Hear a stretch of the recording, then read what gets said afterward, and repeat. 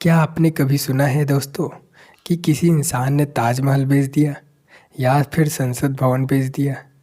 शायद आपने नहीं सुना होगा, मगर मित्रों, आज हम आपको बताएंगे कि कैसे एक शख्स ने ताजमहल, संसद भवन, यहाँ तक कि राष्ट्रपति भवन भी बेच दिया था। जिन लोगों ने मुकेश अंबानी के खुलासे को भी ठग दिया था। मित्रों, देखे हैं कैसे एक बिहारी सब पे भारी। तो चलिए देखते हैं हमारे आज के मिस्टर नटवर लाल को। जी हाँ, आज मैं बात करने वाला हूँ नटवर लाल के बारे में।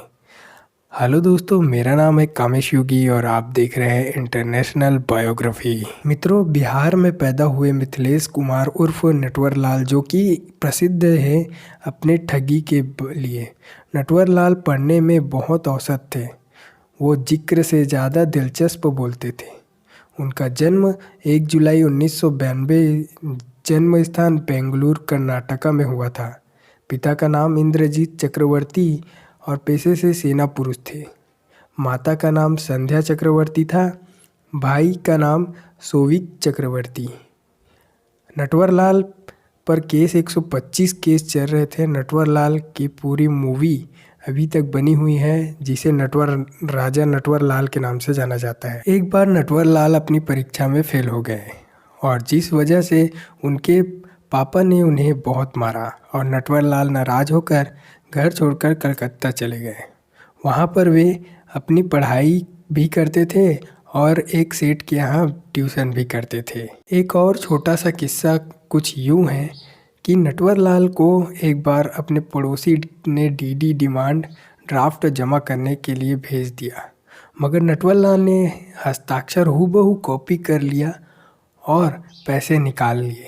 ऐसा उन्होंने कई बार किया और जब खाता मालिक ने इसकी जांच करवाई तो बैंक में से उन्हें पता चला कि उनके पैसे नटवर लाल उठा लेते हैं। नटवर लाल वैसे तो ग्रेजुएट थे और हर्षद मेहता वाला काम करते थे, यानी कि शेयर मार्केट में ब्रोकर थे।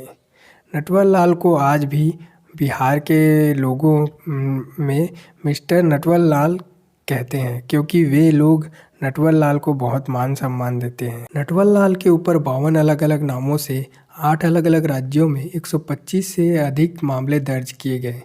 वे अपने जीवन काल दरमियान केवल 20 साल ही जेल में सज़ा काट रहे थे। जी हाँ, 20 साल। लेकिन जो कि उनकी सज़ा थी वो 113 साल की थी। नटवर लाल के पकड़े हुए रेलवे मास्टर और ज़मींदार होते थे और इसी वजह से नटवर लाल रेलवे में भी धोखे से बड़े बड़े फ्रॉड कर खरीदते थे। उनकी 2 पत्नियां थी और एक बेटी थी। वैसे तो दोस्तों, नटवर लाल के ठगी के से जुड़े कई किस्से हैं, मगर अब हम 2 किस्सों के बारे में सुनेंगे जिसको सुनकर आप अचंभित हो जाएंगे। मित्रों, नटवर लाल जी अक्सर ताजमहल के आसपास कुंज करते थे और अक्सर खुद सरकारी अधिकारी हो इस कदर का ढोंग करते थे। नटवर लाल अक्सर विदेशियों को अपना शिकार बनाते थे। नटवर लाल अक्सर ऐसे विदेशियों को पकड़ते थे जो कि बहुत पैसे वाले हो।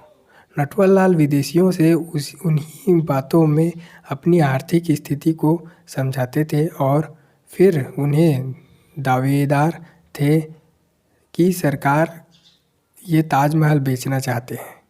वे अक्सर अपने साथ ताजमहल के फ्रॉड डॉक्यूमेंट्स के साथ रखते थे और विदेशियों को ताजमहल बेचने के झांसे से फंसाते थे और उनकी मोटी रकम ठग लेते थे। कुछ इस तरह से उन्होंने एक बार नहीं, 2 बार नहीं बल्कि 3 बार ताजमहल की बेच की थी। इसलिए ही उन्होंने संसद भवन, राष्ट्रपति भवन और लाल किले तक को भी नहीं छोड़ा। संसद भवन को तो उन्होंने 300 संसदों की मौजूदगी में बेच दी थी। वर्ष 1986 को नटवर लाल दिल्ली में था और इस बार उनके निशाने पर थे दिल्ली के अमीर जौहरी। पहले शिकार उन्होंने चुने हुए राजा ज्वेलर्स को नटवर लाल राजा ज्वेलर्स की दुकान में बताया कि वह वित्त मंत्री विश्वनाथ प्रताप सिंह का पीए है।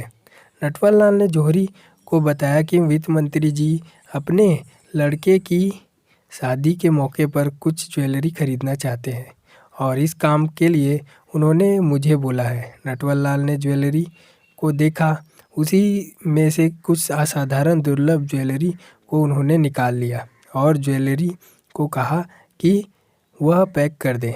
उन्होंने जौहरी को यह कहा कि उनका अपना ड्राफ्ट के माध्यम से किया जाएगा, यह नहीं होगा।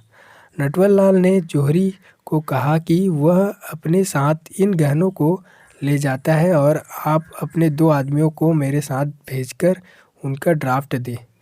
जौहरी को बिल्कुल भी नहीं हो सकता था।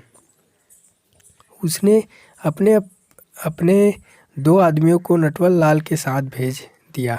नटवर लाल ने नॉर्थ ब्लॉक पहुंचकर मंत्री जी के घर में एंट्री भी ली और बाहर आकर उसने एक ड्राफ्ट जौहरी के दोनों आदमियों को दे दिए। लेकिन बाद में जब उस जौहरी ने 82,000 का ड्राफ्ट बैंक में डाला तो पता चला कि वो ड्राफ्ट फर्जी था। मित्रों, जब नटवर लाल लखनऊ में जेल में बंद थे तब उनकी पत्नी ने उन्हें बार बार खत लिखा।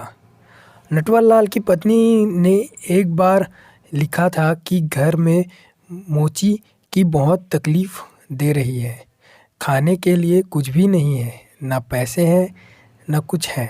ये बात करीबन 1 साल तक चलती रही। एक बार एक अधिकारी ने आकर नटवर लाल से कहा कि तुम अपनी पत्नी को खतौनी क्यों नहीं लिखते हो, वो बहुत परेशानी में है। नटवर लाल ने कहा, ठीक है साहब, आप कहते हैं तो मैं लिखता हूँ। नटवर लाल ने अपनी पत्नी को खत लिखा और उसमें लिखा कि हमारे खेत में एक कोने में मैंने बहुत सारा खजाना गड़ा रखा हुआ है, तुम उसे निकाल लेना। परिणाम के लिए भी जो परिश्रम करना पड़े वो उन कारणों से बहिष्कार से करवा लेना। तुम 1 साल तक की परेशानियां हल कर सकती हो। और ठीक वैसा जैसा नटवर लाल ने चाहा था, खत उनकी पत्नी के पास पहुँचे। इससे पहले कि पुलिस उनके पास पहुंची, पूरा खेत खोद दिया, लेकिन उन्हें कुछ हाथ नहीं लगा। उसके कुछ दिनों बाद नटवर लाल ने एक खत और लिखा और कहा कि मुझे आशा है कि पुलिस वालों ने पूरा खेत जोत दिया होगा, अब तुम उसमें मज़े से रहना और फिर मैं बाहर आकर सब ठीक कर दूंगा। नटवर लाल ने के इस किस्से के बारे में कई बड़े बड़े अधिकारियों ने भी नटवर लाल के दिमाग के दाद दिए थे। नटवर लाल को अपने दिमाग पर इतना हद तक विश्वास था कि उन्होंने कहा था कि अगर भारत सरकार मुझे मौका दे दे तो मैं भारत सरकार का सारा कर्ज उतार दूंगा। मित्रों, नटवर लाल के एक वकील ने 2009 में ये अर्जी डाली कि नटवर लाल की मृत्यु 25 जुलाई को हो चुकी है, इसलिए उनके खिलाफ लंबित मामले को खारिज कर दिया जाए। नटवर लाल के छोटे भाई गंगा प्रसाद, जो कि गोपालगंज में रहते हैं, का भी कहते हैं कि नटवर लाल का अंतिम संस्कार रोए में किया था, परंतु आज तक इसका कोई पुख्ता प्रमाण या सरकारी दस्तावेज उपलब्ध नहीं है। तो मित्रों, आपको मिली कैसी लगी हमारी जानकारी, हमें कमेंट करके ज़रूर बताइए और हमारे चैनल पे नए हो तो सब्सक्राइब ज़रूर कीजिए ताकि हमें आगे बढ़ने का मौका मिल सके। और मिलते हैं ऐसे नए वीडियो में, नई जीवन में। तो देखते रहिए हमारा चैनल इंटरनेशनल बायोग्राफी। आज के लिए धन्यवाद।